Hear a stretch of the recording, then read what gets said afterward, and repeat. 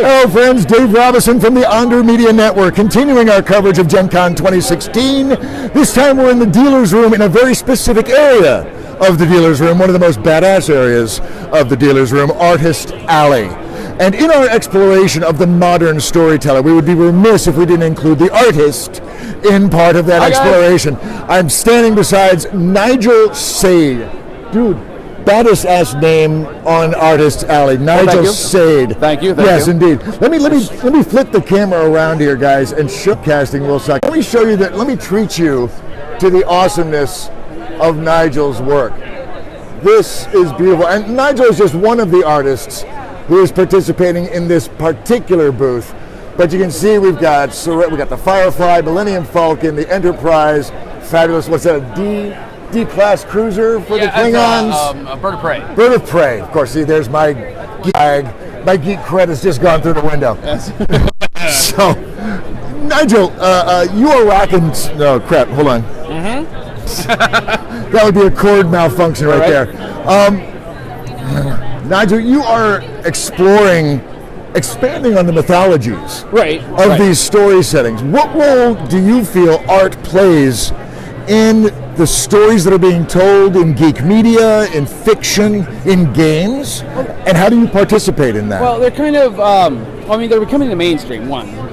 Very much so. Yeah, and two, there's been a tremendous amount of crossover between actual like people outside of it, because they're becoming the mainstream. There's a lot of mainstream ideals that are coming in, but they're not really coming into the movies and whatnot. So what I'm trying to do with a lot of the work is to take that kind of Art Deco feel and then attach it to something that's in fandom.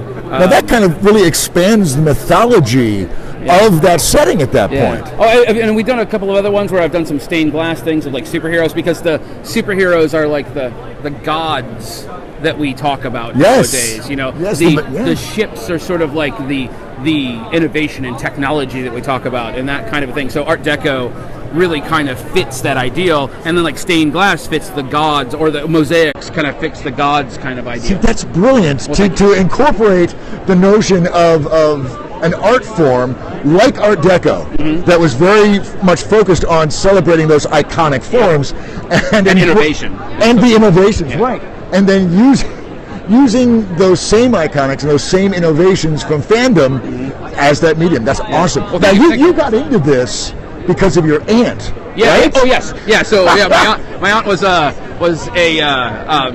she had never really saw what I did as an artist, and so I was in Denver area, and she lives up in Loveland, and she was so cute. She was next to our booth, and everybody was coming up. She's like, "This is my nephew," and stuff like that. And as they do, which was really awesome. And so, but anyways, at the end of it, she's like, "I want one of those Art Deco-y kind of pieces up there that kind of looks like a spaceship," and I was like, "Okay, you mean the Millennium Falcon?" And she said, "What?" She had no clue. She had no clue. And so, and I was like, "From Star Wars." And she goes, "Oh yeah, we watched that with the kids, I think." Or something like that. So I mean, but the point being is that my aunt, who has absolutely no idea what Star Wars is, has a Millennium Falcon hanging in her living room that all of her friends who have no idea what Star Wars is think is a beautiful piece of art. Admiring that work. Yeah. So the artwork that I'm trying to do is a bridge between that generation, or that type of person, and the people that we are in our generation and stuff like that. You're actually kind of an ambassador of nerddom, aren't you? I hope so. I'd like to be. Because this that could be a gateway drug for somebody to go, I'm really fascinated by that artwork, tell me more. And earlier, before we did the ships and stuff like that, my aunt was the reason why we did so many of them, because she had that reaction to it. I was like, okay, maybe this is something I should explore more. I think that we're kind of, I just hit the microphone. Hopefully that's good. Don't worry about it. But before that, I do a lot of like fine art sort of paintings, oils and stuff like that. Those are the top row that are over there, and those pieces really appealed to the significant other of the gamer, the boyfriend, the girlfriend that was there for the person. And so as a result, we also did some stuff that was more fandom related and whatnot. And so they found this booth, and they would both buy some artwork together and it'd be I don't know. Creating a common ground. I wanted to do that kind of a thing because I am both of those things, you know, like I played role-playing games growing up, you know. Actually, before I even started doing this professionally, I used to come to this show in particular, and I ran Shadowrun games. Back in the day. Back for FanPro and FASA, and stuff like that.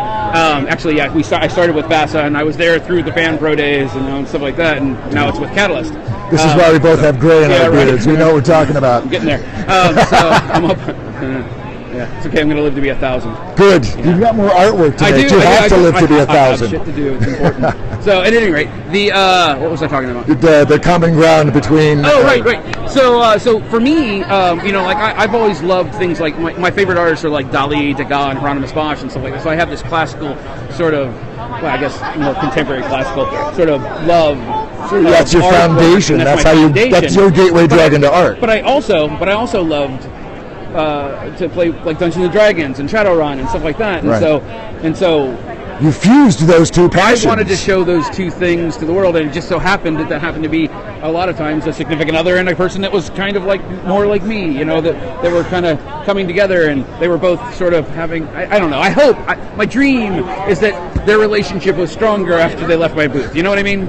If that makes sense. You are the love doctor of nerds through art. Friends, this is Fabulosity live at Gen Con.